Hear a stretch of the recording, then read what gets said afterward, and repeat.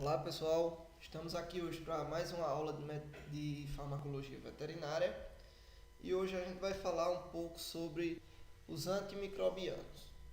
Os antimicrobianos eles são divididos em duas grandes classes: os antimicrobianos inespecíficos e os antimicrobianos específicos. Assim como a gente já viu anteriormente no começo do semestre, que a gente tinha os fármacos estruturalmente específicos e os fármacos estruturalmente específicos, inespecíficos, aqui nós temos da mesma forma, onde os antimicrobianos inespecíficos são aqueles que não vão agir em receptores, eles não têm locais alvos de ligação, eles vão agir em superfícies. E os antimicrobianos específicos são aqueles que têm alvos, destinos para se ligarem, mecanismo de ações mais complexos. Então, dentro da classe dos antimicrobianos inespecíficos, nós temos os antissépticos e os desinfetantes. Bem, qual seria a diferença de um para o outro? Pelo nome, pessoal, a gente relaciona com o nosso dia a dia. Antissépticos. O que tem na nossa vida que a gente utiliza que é antisséptico? Enxaguante bucal. Isso, enxaguante bucal é um tipo de antisséptico, né? A gente chama antisséptico bucal. E desinfetante, o que tem na nossa vida que nós utilizamos como desinfetantes? Exato, aqueles produtos que utilizamos no chão, para limpeza e para retirada de micro-organismos do chão. Então, pessoal, tendo esse conceito na cabeça, a gente pode definir que antisséptico são aqueles produtos que vão agir em superfícies orgânicas, superfícies vivas, tecidos vivos. Então, quando eu falo de antisséptico, eu estou falando de produtos para utilizar na pele, principalmente em procedimentos pré-cirúrgicos. Então, antissépticos utiliza em tecidos vivos, desinfetantes em superfícies inanimadas. Então não tem como confundir, pessoal. Assim como vocês não pegam um desinfetante e fazem gargarejo, vocês também não tem como confundir aqui que um antisséptico vai agir em tecido vivo e o desinfetante vai agir em superfícies inanimadas. Ok? Entendemos isso, não é? Então, após isso, a gente vai ver os antimicrobianos específicos. Os antimicrobianos específicos, nós temos os antibióticos, antifúngicos e antivirais. Quando a gente fala de antibióticos, é importante que a gente entenda o que significa antibiótico. Antibiótico significa o quê? Contra a vida, contra a bactéria, né? Antibiótico, né? Contra a bactéria. E o que seria um pré-biótico e um probiótico? Apesar deles não serem antimicrobianos, mas é importante a gente ter o conceito do que é pré-biótico e probiótico. Pré-biótico são aqueles produtos que vão conter nutrientes e substâncias que vão favorecer o desenvolvimento de micro-organismos benéficos ao nosso organismo, não é? E probióticos são aquelas substâncias que vão conter micro-organismos, bactérias vivas, que são benéficas ao nosso organismo. Então, quando eu falo de pré e probióticos, são aqueles produtos que vão favorecer o desenvolvimento e também vão conter micro-organismos, bactérias que são favoráveis ao nosso organismo. É só a gente lembrar do Yakultzinho, aquele leitezinho fermentado que a gente chama, que a gente toma. Aquilo é um probiótico. E a gente vai e se lembra que ele é rico em lactobacilos vivos. Então, lembrar, probiótico são o quê? São aqueles produtos que contêm um micro-organismo vivo, que é benéfico ao nosso organismo. E o prebiótico são aqueles produtos que têm substâncias, nutrientes para o desenvolvimento de micro-organismos benéficos ao nosso organismo. Então, após ter esse conceito formado, é importante a gente conhecer sobre a atividade dos antibióticos. A atividade dos antibióticos ela pode ser bactericida ou bacteriostática. Isso com relação à ação na bactéria. Então ele pode agir de forma bactericida ou ele pode agir de forma bacteriostática. Quando eu digo que o antibiótico vai agir de forma bactericida, eu estou querendo dizer que ele vai matar a bactéria. Então é só a gente juntar o prefixo com o sufixo. Bacte, né, de bactéria, e sida de matar, né? Homicida, mata homem, né? Então, bactericida mata a bactéria. Bacteriostático é quando o antibiótico ele tem a ação de inibir o crescimento bacteriano. Então, apesar dele não matar a bactéria, ele vai inibir o seu crescimento, impedir assim a proliferação. Então, depois que entendemos o que é bactericida e bacteriostático, a gente tem que ir para a atividade relacionada com a ação do antibiótico, da forma de ação e não de como, se ele vai agir destruindo ou não. Então, quando eu falo dessa forma, eu estou querendo dizer que o fármaco ele pode ser o antibiótico, ele pode ser concentração dependente ou tempo dependente. O que seria isso? Quando eu digo que um fármaco é concentração dependente e quando ele é tempo dependente. Vocês percebem, pessoal, que tem fármacos que a gente utiliza de 24 em 24 horas, 48 em 48 horas, e tem outros que a gente tem que usar no período de tempo menor. Essa ação dos antibióticos está muito relacionado a esse tipo de ação, se ele é concentração dependente ou se ele é tempo dependente. Então, antes da gente entender isso, a gente precisa saber o que é o SIM, que é C-I-M, que é M, que é concentração inibitória mínima. O que é a concentração inibitória mínima? É a quantidade mínima de antibiótico por decilitro de sangue que vai fazer com que esse antibiótico tenha efetividade. Ou seja, é a concentração mínima desse antibiótico no sangue para que ele consiga executar a sua ação, ou seja, que ele consiga destruir ou para que ele consiga inibir o crescimento da bactéria.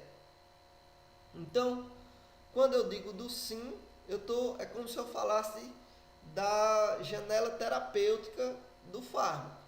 A partir daquela concentração mínima, esse antibiótico vai ter efetividade. Então, entendemos o que é o SIM, não é?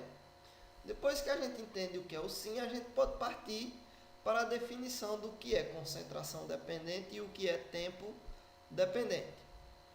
Um fármaco que é concentração dependente é aquele fármaco cuja sua efetividade depende de quê? De picos de concentração acima do SIM. Então, quanto maior o pico de concentração desse fármaco, melhor a sua efetividade. Mas temos que lembrar que se eu tiver um pico de concentração muito alto, eu posso ter um aumento da toxicidade. Então, é um pico de concentração dentro das minhas condições. O animal não pode sofrer umas consequências ou sofrer uma intoxicação só para que eu destrua a bactéria. Eu vou destruir a bactéria, mas vou destruir o animal também. Então, eu tenho que estar dentro da minha janela terapêutica. Só que a minha ação, não importa se eu vou manter esse fármaco durante muito tempo. A minha ação é dependente de picos. Então, muitas vezes esses fármacos eu preciso usar por um tempo mais curto e com um intervalo de tempo maior, pela a forma de ação dele, que é concentração dependente. Quando eu falo que um fármaco tem ação, atividade, tempo dependente, eu estou querendo dizer que a efetividade desse fármaco depende do tempo que a concentração desse fármaco passa acima do sim. Ou seja, ele vai precisar de um período de tempo maior para que sua efetividade seja maior. Por exemplo, as penicilinas, os beta-lactâmicos, não é? Eles têm mecanismo, eles têm ação tempo dependente. E o mecanismo de ação deles é por inibição da síntese de parede celular. Então, para que haja uma efetividade maior, esse meu fármaco precisa passar um certo tempo, minha bactéria precisa passar um certo tempo exposto a esse fármaco, considerando que esse fármaco precisa estar acima da concentração inibitória mínima, para que ele tenha efetividade. Então, entendemos o que é concentração dependente e o que é tempo dependente, não é isso?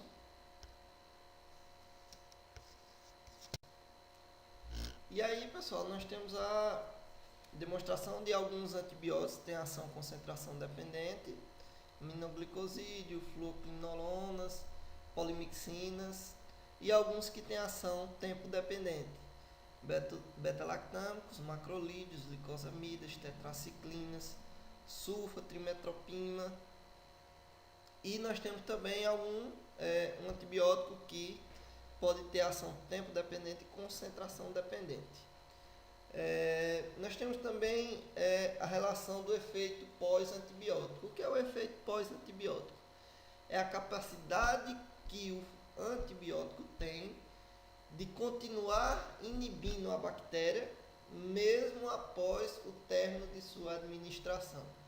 Então, alguns têm um efeito pós-antibiótico prolongado. Vocês podem observar que normalmente os fármacos que têm concentração dependente, que têm atividade de concentração dependente, eles têm um efeito antibiótico maior, né? Por isso que normalmente sua administração também é dada em períodos intervalados maiores.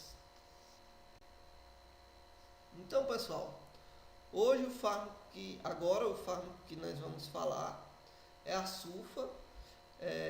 Eu botei ali sulfa mais trimetropina porque você normalmente vai encontrar eles dois juntos. Dificilmente vocês vão encontrar eles de forma isolada. Mas agora nós vamos falar sobre a sulfa, sobre como a sulfa vai agir, né? É importante a gente saber que a sulfa ela pode agir de forma bacteriostática ou bactericida, a depender de sua concentração. Então, em concentrações maiores, altas concentrações, a sulfa pode agir de forma bactericida. Entretanto, tem que se ter cuidado, porque em altas concentrações a sulfa pode se tornar tóxica para o hospedeiro. Então tem que ter essa precaução. Mas como normalmente ela é associada ao trimetropin, a gente consegue fazer com que a sulfa haja de forma bactericida com doses menores. Por quê? Porque o trimetropin e a sulfa têm uma relação farmacológica, uma interação farmacológica de sinergismo por potenciação.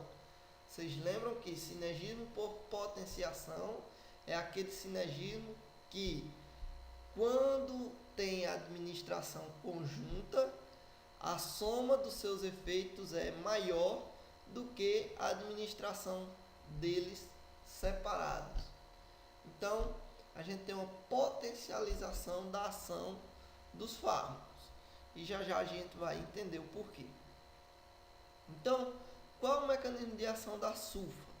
A sulfa vai agir inibindo o ácido paraminobenzoico, que é um precursor do ácido fólico. E qual é a importância do ácido fólico? O ácido fólico para a bactéria é fundamental para a síntese de DNA. Então, mais na frente, nós vamos ter um esquema onde a gente consegue explicar bem direitinho o mecanismo de ação desses dois antibióticos, que vão agir na mesma cadeia, que é a síntese de DNA e RNA. Então, por que as sulfas, se elas vão inibir o ácido paraminobenzoico, que a sigla é o PABA, não vamos confundir o PABA, pessoal, com o GABA. O GABA é aquele neurotransmissor inibitório. O PABA é o ácido paraminobenzoico, que é o que? Precursor do ácido fólico. Então, por que os hospedeiros não são afetados se o antibiótico inibe o PABA? Por quê? Porque o hospedeiro ele vai utilizar o ácido fólico oriundo da dieta, da sua alimentação. Já as bactérias não têm alimentação. Eles não ingerem proteína, eles não ingerem vitaminas, não ingerem substâncias que vão fornecer a ele o ácido fólico pré-formado. Então, dessa maneira, o organismo consegue utilizar o ácido fólico já pré-formado e o micro-organismo, a bactéria, não consegue. Então, ela precisa sintetizar. E para ela sintetizar o ácido fólico, ela precisa do PABA. Entretanto, pessoal, como essa ação da sulfa sobre o PABA ela se dá através de um antagonismo farmacológico competitivo, pleno ou totalmente irreversível, nós temos que se lembrar que esse tipo de antagonismo é aquele que, quando aumenta-se a concentração do agonista, que nesse caso aí é o PABA, que é o ácido paraminobenzoico, o antagonista, que nesse caso é a sulfa, vai se desprender do receptor, que nesse caso vai fazer com que haja liberação desse receptor. Nesse caso aí, o nosso receptor é a enzima dihidropteroase sintase, que é responsável por converter o ácido paraminobenzoico em ácido dihidropteróico. Então, a gente vai liberar a sulfa e o ácido volta, o PABA, que é o ácido paraminobenzoico, volta a se ligar à enzima. E aí dando sequência de volta à síntese do ácido fólico. Entretanto, quando eu utilizo substâncias que são derivadas do PABA, eu posso estar fornecendo uma maior concentração de PABA, fazendo com que haja esse desvio do antagonista, que nesse caso é a sulfa, e vai novamente disponibilizar a síntese de ácido fólico para a bactéria. Então, a gente tem que ter esse cuidado. Não fazer administração de substâncias que sejam derivadas do PABA, por exemplo, a procaína. Outra questão também que diminui a efetividade da sulfa é a administração de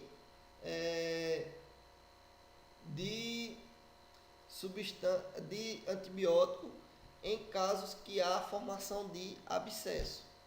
Por quê? Porque dentro do abscesso, aquela coleção pruriginosa tem uma concentração de ácido fólico ali, de ácido paraminobenzoico. Então, vai fazer com que eu tenha disponibilidade para a bactéria, fazendo com que a efetividade do meu antibiótico seja maior. Né? Sem contar nas outras questões, né? Que quando eu tenho um abscesso, a quantidade de antibiótico que chega lá é menor, por conta da irrigação sanguínea, que o abscesso já é uma defesa do organismo para tentar isolar aquele micro-organismo, aquela infecção que não conseguiu debelar. Então, a gente tem que lembrar desses fatores quando for fazer a administração de antibióticos. A sulfa, ela pode ser administrada por via oral ou intravenosa. Quando ela é administrada por via oral, ela é administrada em forma de sais de sódio. Quando é administrada por intravenosa, não tem essa necessidade. Quando ela é administrada por via oral, em forma de sais, ela precisa se dissolver em água. Então, animais que estão com privação de água, com pouca ingestão de água, vai haver uma diminuição da absorção do antibiótico. Já em animais que estão com diarreia, essa absorção é aumentada. Por que isso? Quando o animal está com diarreia, a defesa do organismo é eliminar aquelas substâncias que estão dentro do intestino que está causando mal. Como o organismo faz isso? Eles jogam líquido para dentro do intestino, fazendo com que aumente o fluxo do intestino, aumenta a peristalse. Então, como esse aumento de líquido no intestino, causado pela diarreia, por defesa do organismo, vai fazer com que haja mais líquido e assim ele seja dissolvido melhor, aumentando assim a sua efetividade. Ele é um antibiótico que tem características por atravessar com facilidade a barreira hematocefálica e a barreira placentária. A sua metabolização se dá de forma hepática e a excreção é renal. E é de suma importância, pessoal, que o tratamento por sulfa não deve ser maior do que 7 dias. Por quê? Porque quando se tem o uso crônico de sulfa, você pode ter a formação de cristais sulfonomídicos nos túbulos contorcidos distais do rins, fazendo com que haja lesão renal. E aí a gente tem um esquema do mecanismo de ação da sulfa e da trimetopina, vão agir na mesma cadeia. Então, quando a gente fala do PABA, que é o ácido paraminobenzoico, a gente já vê aí que ele é, como a gente já falou anteriormente, ele é o precursor do RNA, do DNA e de outras proteínas. Então, a bactéria precisa desse ácido paraminobenzoico. Aonde vai agir a sulfa? A dihidropteroato sintase, que é a enzima que converte o ácido paraminobenzoico em ácido dihidropteróico, a sulfa vai desviar o PABA. Em vez da enzima agir no PABA, ela vai agir na sulfa. E aí, quando ela age na sulfa, ela não consegue sintetizar o ácido dihidropteróico. E isso vai fazer com que não haja a cadeia de formação do ácido fólico. Então, é um antagonismo farmacológico competitivo, pleno ou totalmente irreversível. Por quê? Porque quando eu aumento a concentração de PABA, de ácido paraminobenzoico, facilmente essa sulfa é desviada e a minha enzima volta a agir no meu ácido paraminobenzoico, deixando a sulfa, que nessa ocasião aí comporta-se como antagonista, deixando a sulfa de lado e voltando para a cadeia da síntese do ácido fólico. Por isso não se pode usar produtos derivados de PABA, e é por isso que a efetividade do antibiótico em formação de abscesso também é menor. E aí, depois da ação da síntese de hidropteroato sintase no PABA para formar o ácido dihidropteróico, tem a conversão do ácido dihidropteróico em ácido dihidrofólico, que é o ácido fólico. E aí, o ácido dihidrofólico vai ser vai ser transformado em ácido tetrahidrofólico por ação da enzima dihidrofolato redutase, que vai converter o ácido dihidrofólico em ácido tetrahidrofólico. E aí a trimetropina vai agir da mesma forma que a sulfa age, desviando o ácido dihidrofólico e se ligando à enzima hidrofolato redutase, impedindo a síntese de DNA e RNA. Então, quando eu utilizo a sulfa com a trimetropina, eu vou ter os dois fármacos que vão agir na mesma cadeia, só que em pontos diferentes. Por isso que eles têm um sinergismo por potenciação. Se eles agissem no mesmo ponto da cadeia, eu poderia ter uma competição de um antibiótico com o outro, pelo mesmo local de ação. Como não existe essa competição. Então, pessoal, como a gente já falou, né, que não se deve utilizar a sulfa por mais de 7 dias, porque a gente falou já que causa toxicidade crônica. O seu uso crônico causa toxicidade que vai gerar cristalúrias sulfonamídica. O que é cristalúria? Formação de cristais na urina. E como a gente já falou, não é? Vai ocorrer principalmente nos túbulos contorcidos distais do rins. O espectro de ação desse antibiótico vai agir em bactérias gram-positivas e em algumas bactérias gram-negativas. A grande questão desse antibiótico, que favorece muito o seu uso em grande escala, é o fato de ser um antibiótico de baixo custo e que também pode ser utilizado em ruminantes, porque ele não altera a microbiota ruminal. A dose inicial desse antibiótico normalmente se faz com uma dose maior do que a dose de manutenção, que é o que a gente chama de dose de ataque. Então, diferente do que muitos criadores e tratadores de cavalos utilizam o Borgal, que é sulfa, para o tratamento de problemas respiratórios, a sulfa ela é mais utilizada, tem maior efetividade em infecções do trato geniturinário e do trato digestório. Para problemas respiratórios, os melhores antibióticos são outros, né? Mais na frente a gente vai dizer.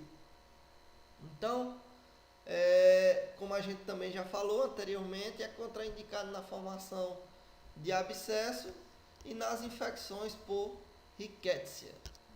E contra rickettsia não é recomendado, por quê? Porque o folato, que é o ácido fólico, ele age como um inibidor do crescimento da rickettsia. Como esse tipo de antibiótico ele age como um inibidor da formação de folato, de ácido fólico, eu vou diminuir quem está limitando a rickettsia. Então, quando eu diminuo o ácido fólico que está inibindo a rickettsia, consequentemente eu aumento a capacidade proliferativa desse micro-organismo. Então, pessoal, os principais mecanismos de resistência bacteriana contra esse antibiótico é a diminuição da afinidade pela dihidropteroato sintase, né? O antibiótico, o micro-organismo faz com que a enzima se torne mais específica, ela não vai ter mais atração pelo antibiótico. Pode desenvolver um aumento de produção de ácido paraminobenzoico pela bactéria, fazendo com que aumente a concentração e, consequentemente, vai haver uma maior predileção pelo que tem a maior concentração. E também o micro-organismo pode desenvolver um mecanismo alternativo para a formação de ácido fólico. A próxima classe de antibióticos que vamos ver aqui são as quinolonas. As quinolonas, elas são divididas em primeira geração, segunda geração, terceira geração e quarta geração, sendo que os mais utilizados são segunda geração e terceira geração. Essa questão das gerações é muito relativo à quantidade e aos tipos de micro-organismos que eles atuam. Tipo, a primeira geração de quinolonas, elas só tinham ação contra algumas enterobacteriáceas, eram muito efetivas contra algumas enterobacteriáceas. Então se fazia muito uso delas antigamente. E não possuíam ação contra bactérias aeróbicas e gram-positivas, e nem contra pseudomonas aeruginosas. Já a segunda geração, que é o que a gente já chama de fluoquinolonas, a partir daí a gente chama de fluoquinolonas, por causa da adição de uma molécula de flúor que aumentou a sua efetividade, então por isso se chama de fluorquinolona. A partir daí esses fármacos começam a ter um espectro de ação maior, né? Começaram a ter ação contra as enterobacteriáceas, contra as pseudomonas aeruginosas e o ofloxacino e ciprofloxacino contra clamídia, micoplasma e legionela. As fluoquinolonas nós temos a enofloxacina, o orbifloxacino e o marbofloxacino, que são de uso exclusivo da medicina veterinária. Já o ofloxacino, ciprofloxacino, norfloxacino e pefloxacino já são utilizados em humanos e na veterinária. Então, a terceira geração já são aqueles fármacos que, além de possuir ação contra todas as bactérias da primeira e segunda geração, também vai agir em outros micro-organismos. E aí a gente tem o exemplo, né? Terceira geração a gente vai ter levofloxacino, sparfloxacino, que tem uma ação cardiotóxica, tem que administrar com cuidado. Mosfloxacino, são exemplos dos principais fármacos utilizados na medicina veterinária. Como a gente já falou, né? Vai possuir ação contra todos os micro-organismos da segunda geração e Streptococcus pneumoniae. A quarta geração não se utiliza muito na medicina veterinária, é mais de uso humano e ainda é mais restrito ao uso hospitalar. As quinolonas possuem esse nome por possuir o anel 4-quinolona, né? E é um fármaco concentração dependente, ou seja, a sua ação depende de picos de concentração acima do sim, para que tenha uma boa efetividade.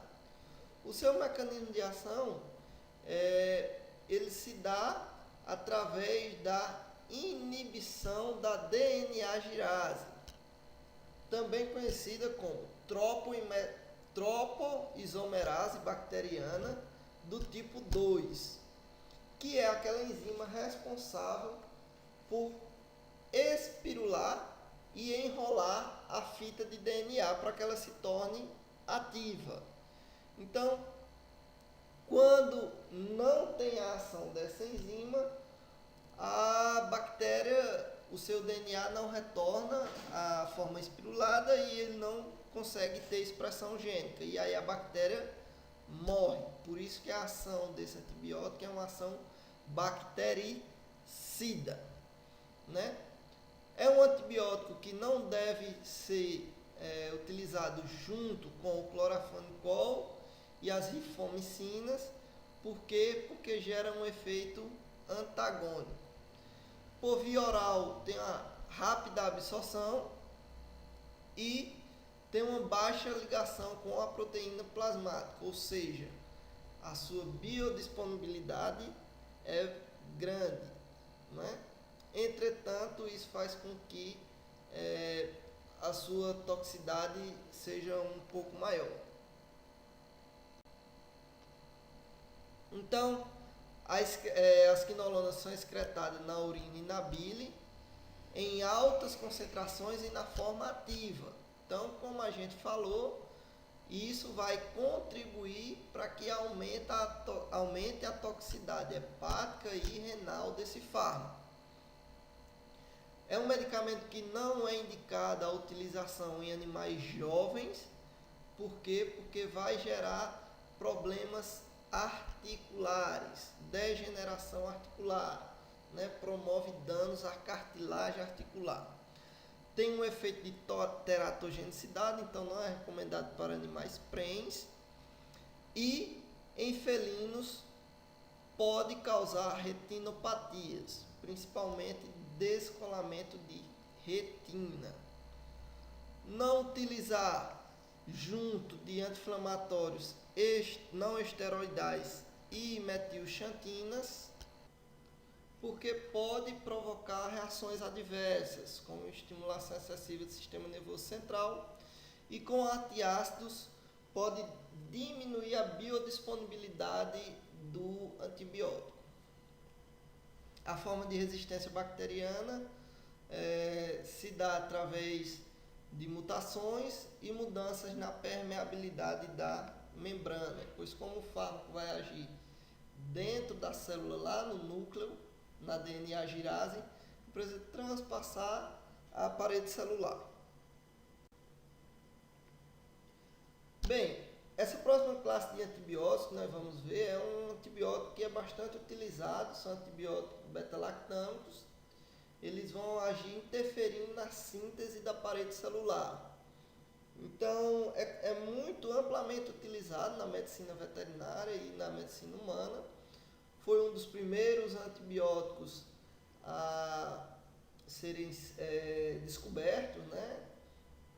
Através de forma acidental, e eles vão agir na síntese da parede celular na última etapa, na quarta etapa da síntese da parede celular.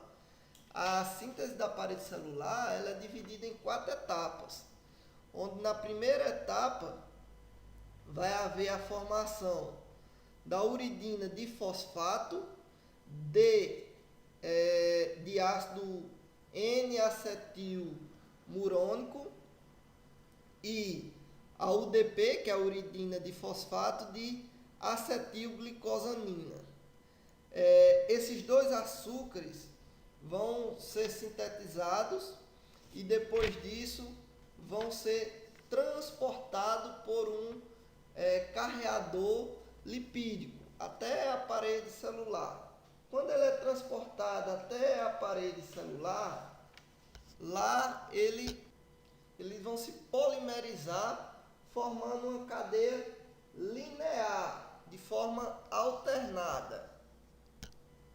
porém eles ainda estão unidos a um decaperenil fosfato, que vai ser liberado por uma fosfatase específica, que vai eliminar o fosfato terminal, ou seja, vai ocorrer uma desfosforilação. E aí vai gerando o transportador para que ele possa retornar ao ciclo. O fruto dessa desfosforilação vai fazer com que a D-alanina, que está na região terminal dessas cadeias peptídicas, forme uma ligação cruzada com os peptídeos adjacentes, fazendo com que haja um enrijecimento, que a parede celular se torne mais rígida e mais estável. E a penicilina, os beta-lactâmicos, vão agir nessa última fase, né? Impedindo a enzima de que faça essa reorganização, fazendo com que a parede celular fique mais permeável. E assim a célula vai perdendo líquidos e tudo e termina morrendo. Então, pessoal, por ela agir dessa forma, a gente tem que lembrar que se ele vai atuar na síntese, se a bactéria não estiver no momento de replicação, a efetividade desse antibiótico não é válida, porque ele só vai atuar na síntese, na formação da parede. Então, por isso que é de muita importância que se mantenha o tempo, durante o tempo de uso, por isso que esse antibiótico é um antibiótico tempo dependente, para que haja esse tempo prolongado, para que você consiga pegar os períodos de replicação dessa bactéria. Entenderam? E o mecanismo de resistência bacteriana desenvolvido pelas bactérias foi que as bactérias começaram a desenvolver uma enzima chamada beta-lactamase. Essa enzima vai destruir o anel beta-lactâmico do antibiótico, fazendo com que o antibiótico seja inativado. Entretanto, dentro da classe dos beta-lactâmicos, nós temos alguns antibióticos que são resistentes à beta-lactamase e outros que não são resistentes à beta-lactamase. Quando a gente fala dos que não são resistentes à beta-lactamase, nós temos as penicilinas naturais, e aí a gente também tem as ampicilinas, amoxicilinas. Ampicilina, amoxicilina, a gente vê muito a amoxicilina associada ao ácido clavulônico, o clavulonato. O ácido clavulonato, ele é um antibiótico que ele tem ação na beta-lactamase, que é essa enzima que vai destruir os beta-lactâmicos. Então, por isso que se faz o uso dos antibióticos, dessas penicilinas, associada ao ácido clavulônico, para que eu tenha uma ação mais efetiva, eu consiga burlar essa ação, esse mecanismo de resistência desenvolvido pelo micro-organismo. Então aí a gente tem os tecidos, onde as penicilinas, os beta-lactâmicos têm melhor ação, né? Elas são divididas em penicilina e cefalosporina, né? As cefalosporinas são resistentes à beta-lactamase e as penicilinas não. Então, pulmão tem boa ação, no sangue, no rins, na urina, na pele tem uma boa ação também. Viu, pessoal? E aqui a gente tem as cefalosporinas. As cefalosporinas, o mecanismo de ação é o mesmo das penicilinas. Os beta-lactâmicos têm o mesmo mecanismo de ação. Entretanto, essa classe ela é mais resistente ela é resistente à beta-lactamase. Então a gente também tem divisões de gerações, né? Primeira, segunda, terceira e quarta geração. Na medicina veterinária a gente utiliza bem primeira, segunda e terceira geração. Quarta geração já utiliza de uma forma mais restrita.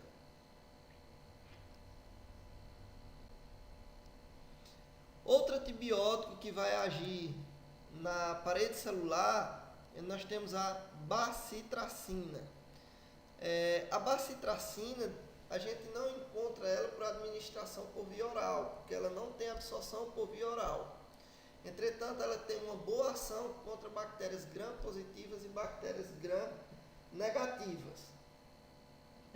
Ela vai agir parecido com a enzima, só que parecido com os beta-lactâmicos. Só que enquanto os beta-lactâmicos vão agir na última etapa da cadeia, a bacitracina vai agir na desfosforilação, ali antes da formação do polímero.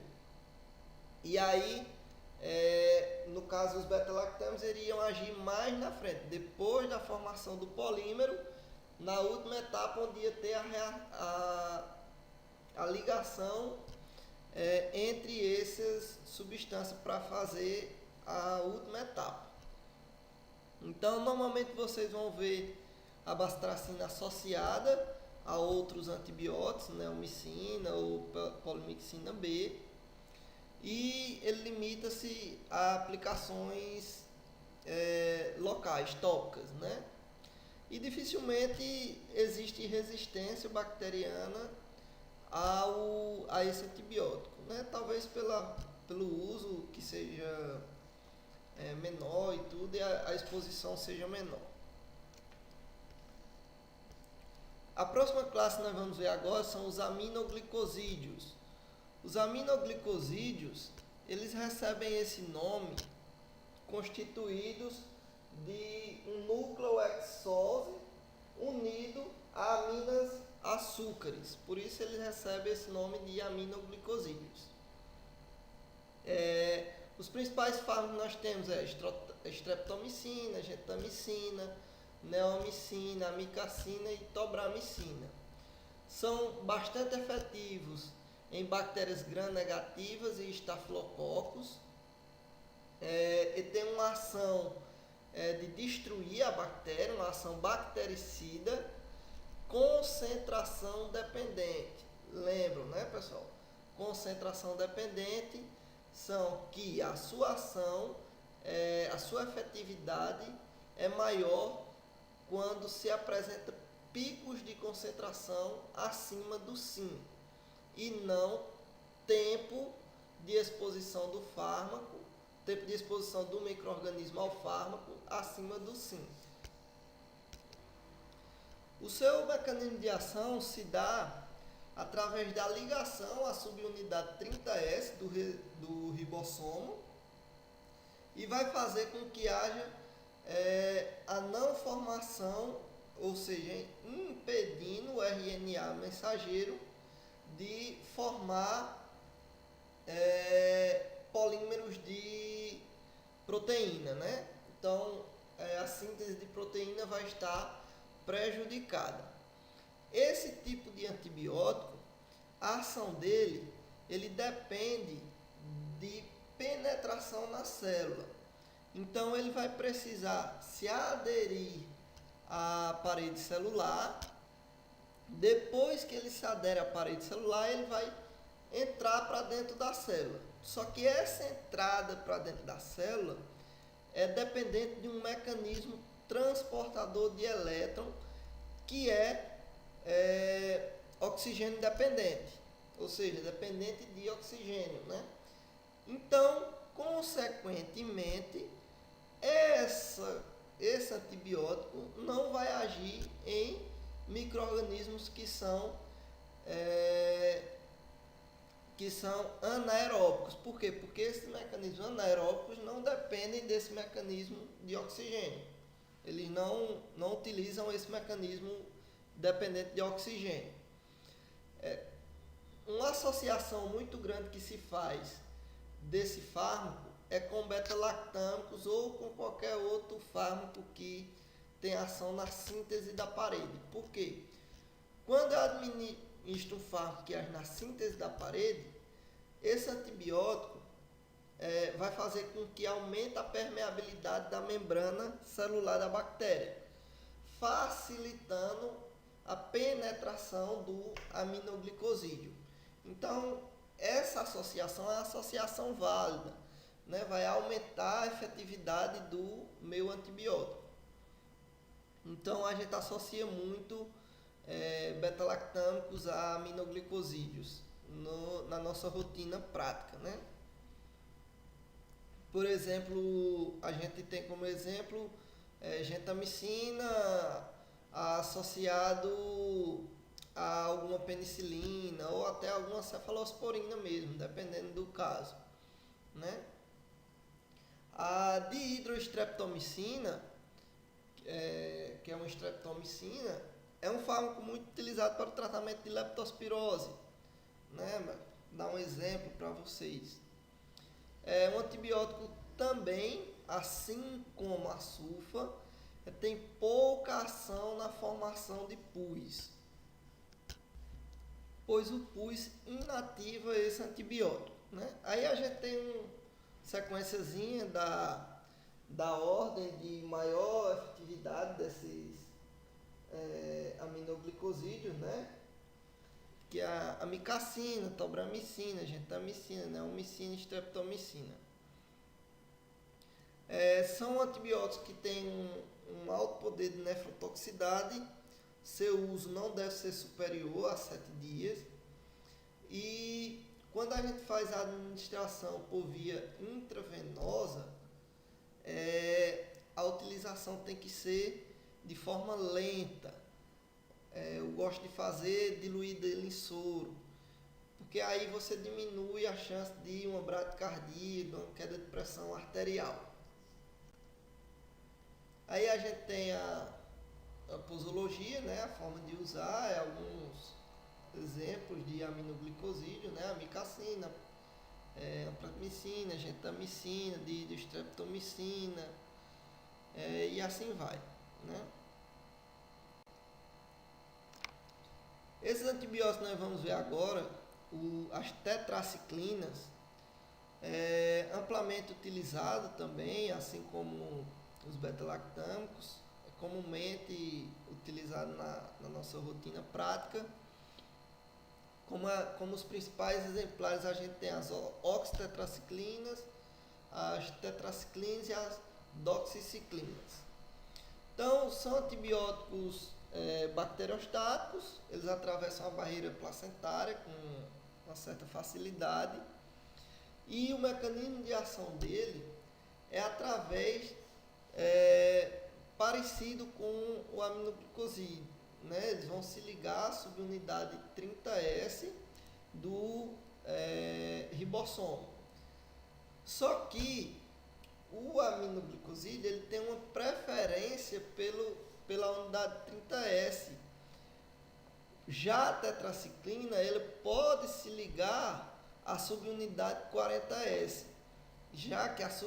Só que a subunidade 40S ela é pertencente ao animal. A subunidade 40S e 60S é pertencente ao animal. A subunidade 30S e 50S é pertencente à bactéria. Então ele vai agir da mesma forma, inibindo a síntese proteica, só que apesar de agir aí, ele vai agir de forma bacteriostática. Por quê? Porque o aminoglicosídeo ele se liga, essa ligação é de forma irreversível, ou seja, uma ligação covalente muito forte. Então vai levar o animal à morte. Já a ligação das tetraciclinas não é uma ligação covalente, é uma ligação mais fraca, é uma ligação que é reversível. Então, por isso, ele não consegue causar a morte da bactéria, só consegue inibir a sua proliferação. Por isso que a sua ação é uma ação bacteriostática. entendemos, né, pessoal? O seu espectro de ação, ele vai atuar em bactérias gram-positivas e gram-negativas, incluindo micoplasma, Ehrlichia e anaplasmose, clamídia, rickettsia e até alguns protozoários, como toxoplasmose, entamoeba e giardia. Uma das vias mais utilizadas, principalmente em pequenos animais, é a via oral, né? Só que quando a gente faz essa administração por via oral, a gente tem que ter consciência que algumas tetraciclinas, na presença de alimento, tem sua absorção comprometida, com exceção da doxiciclina, né? A doxiciclina não tem essa absorção comprometida. Entretanto, todas as tetraciclinas, elas não devem ser administradas junto com produtos lácteos ou até mesmo leite. Por quê? Porque eles formam quelatos com ferro, com alumínio, zinco e magnésio. Então, quando se faz a administração de qualquer polivitamínico que contenham esses minerais, é importante que se dê um intervalo entre a utilização, porque pode indisponibilizar ou prejudicar a absorção de qualquer uma das tetraciclinas. Então, a excreção desse medicamento ela se dá de forma renal, na sua forma ativa. A ação dela é uma ação tempo dependente e a sua administração tópica tem que ser usada com cuidado, porque pode provocar irritação tecidual.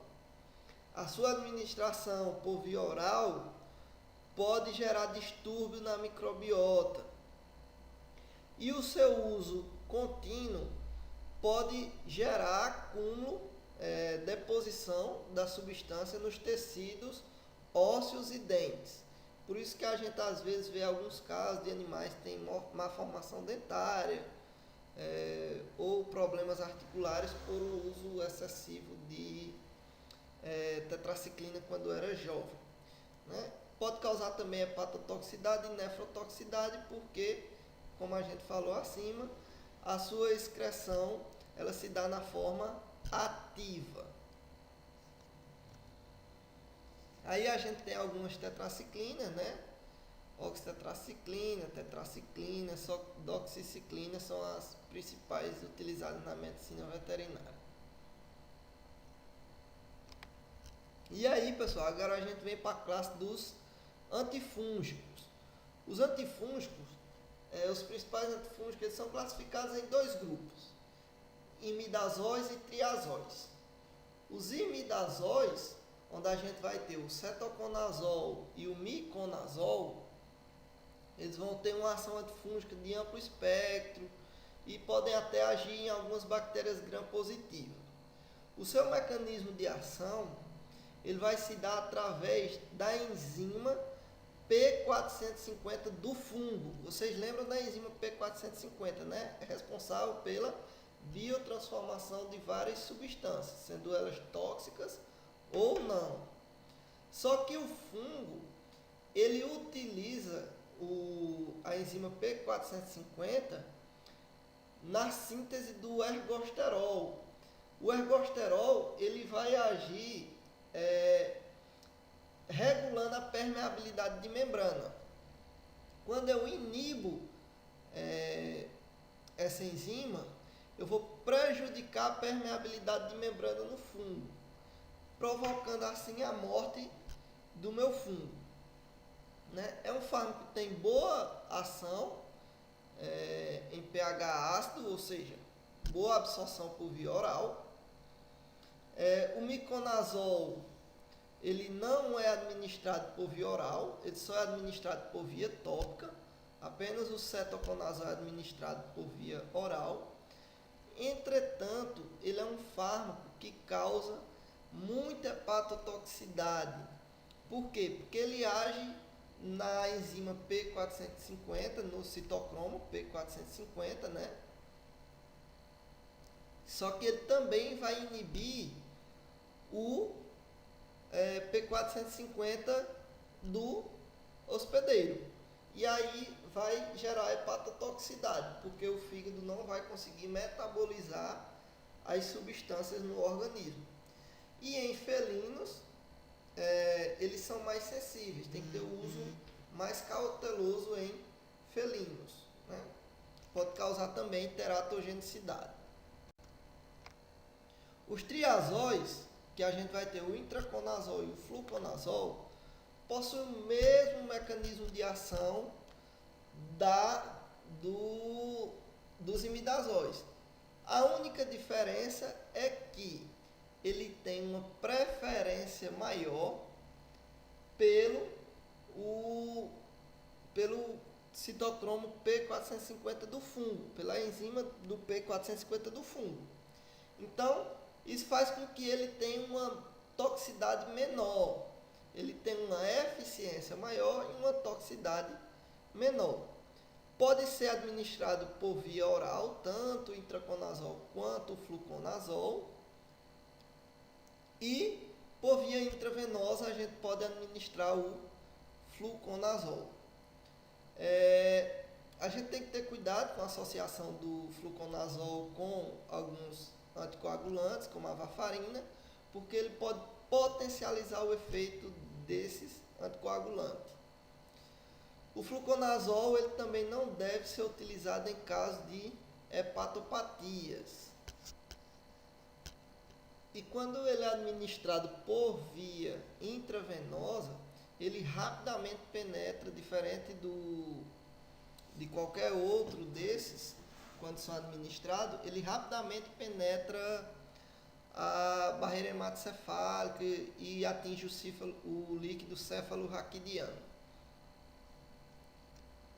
Então a gente tem aí o espectro de ação do intraconazol e do fluconazol, né?